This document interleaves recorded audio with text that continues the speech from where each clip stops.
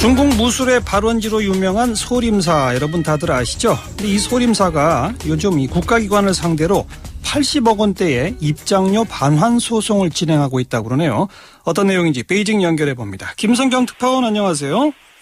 네, 베이징입니다. 네, 먼저 소림사가 어떤 절인지 좀 소개부터 해주시고요. 네, 말씀하신 대로 이 소림사면 중국 무술 쿵푸의 본산지 아니겠습니까? 예. 이 남성분들이라면 학창시절에 무협지 한두 권은 다 읽어보셨을 텐데요. 네. 예, 이 소림사는 중국 허난성의 숭산에 위치하고 있습니다. 495년도에 세워졌으니까 1500년의 역사를 자랑하고 있고요. 예. 이 중국 불교 종파의 하나인 선종과 이 무술 쿵푸의 발상지입니다. 중국인들은 이 소림사 무술에 대해서 자부심이 유난히 강합니다. 천하의 무공은 소림사에서 나왔다 이렇게 말할 정도거든요. 예. 그런데 이 소림사는 2010년에 유네스코 세계문화유산에도 등재가 됐습니다. 네. 예, 소림사는 그래서 이 정신수양 또 이를 위한 무술 연마의 공간인데 최근에는 이를 뛰어넘어서 역사, 문화, 관광의 중심지라고도 할 수가 있습니다. 예. 하지만 최근에 이 지나친 상업화의 길을 걸으면서 여러 잡음이 생겨나고 있습니다. 예. 입장료 둘러싼 소송이다. 어떤 사연이에요? 네, 이름은 유명하지만 소림사가 사실 수많은 관광객을 불러들이면서 주목받게 된 것은 그리 오래되지가 않거든요. 예. 이 명맥만 유지하던 소림사는 지난 2001년에 이 소림사가 위치하고 있는 허난성 덩펑시 정부의 자금 지원을 받아서 대대적인 사찰 정비 작업을 벌였습니다. 예. 이 소림사라는 브랜드 가치에 주목한 지방 정부와 이 사찰의 주요 인사들이 그를 활용해서 이제 돈벌이에 적극 나섰기 때문인데, 예. 당시 매진 계약에 따르면 현재 소림사 관광 수입의 70%는 지방 정부의 몫으로 돌아가고 있습니다. 아하. 그런데 그동안 여러 차례 이 수입 내역 등이 투명하지 않고 분배에 문제가 있다 이런 불만이 제기돼 왔었는데 이번에 소송전으로 번진 것입니다. 예. 소림사는 이 관광산업을 같이 하는 지역정부 관리위원회를 상대로 지난해 11월에 5천만 유안, 우리 돈 84억여 원 정도의 입장료를 반환하라고 하는 소송을 제기했습니다. 네. 현재 법원이 양측을 상대로 조정 작업 중인데 이게 결렬되면 법정 공방으로 비화될 가능성이 높다 이렇게 중국 언론은 전하고 있습니다. 소림사 그 입장료 수입이 그렇게 많아요? 네, 중국의 관광지 입장료는 비싸기로 유명한데요. 소림사 입장료는 중국 돈으로는 100위안, 우리 돈으로 16,000~17,000원 정도입니다. 또 이 소림사가 자리하고 있는 숭산 관광지를 모두 함께 둘러보는 데는 최대 260위안, 우리 돈 4만 원이 넘습니다. 상당히 비싸죠. 예. 그런데 이 소림사를 찾는 관광객이 연간 무려 300만 명이 넘는 것으로 집계되고 있습니다. 따라서 전체 입장료 수입이 500억 원 정도인데 소림사가 이 30%를 가져가니까 연간 입장료 수입만 150원 정도로 추정되고 있습니다. 네. 다만 현지 정부 측은 입장료를 할인해 주는 것들이 많다 이런 얘기를 하면서 그래서 실제적인 입장료 수입은 그보다 적다 이런 주장을 하고 있습니다. 네. 입장료 수입 말고도 소림사가 또 다른 부대 사업도 많이 하고 있다면서요? 어느 정도입니까?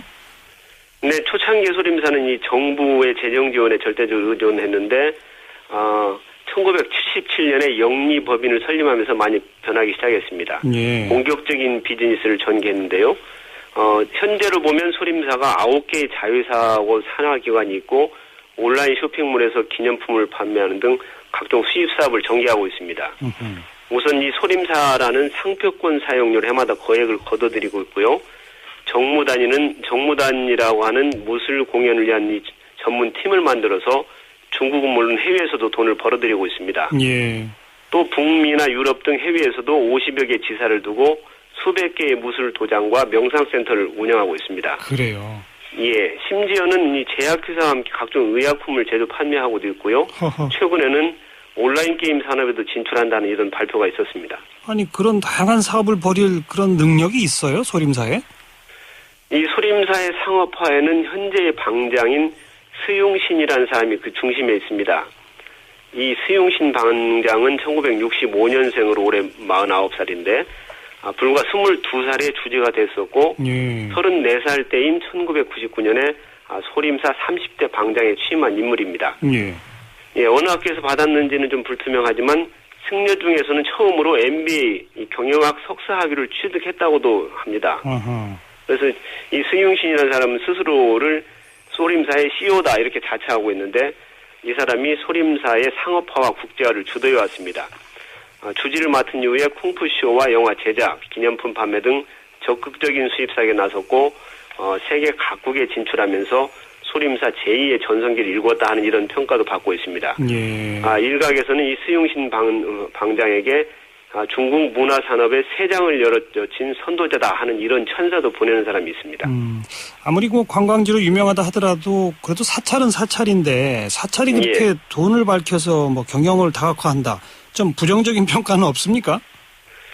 네, 스용신 방장에 의해서 이제 변화된 소림사가 앞서 말씀드린 대로 지방 정부나 지역민들에게 크게 기여한 것은 사실인데, 하지만 말씀하신 대로 이 소림사가 옛 명성에 기대어서 본질에서 벗어날 정도로 지나치게 돈벌이에만 집착한다 하는 이런 비난도 많이 일고 있습니다. 그렇겠죠.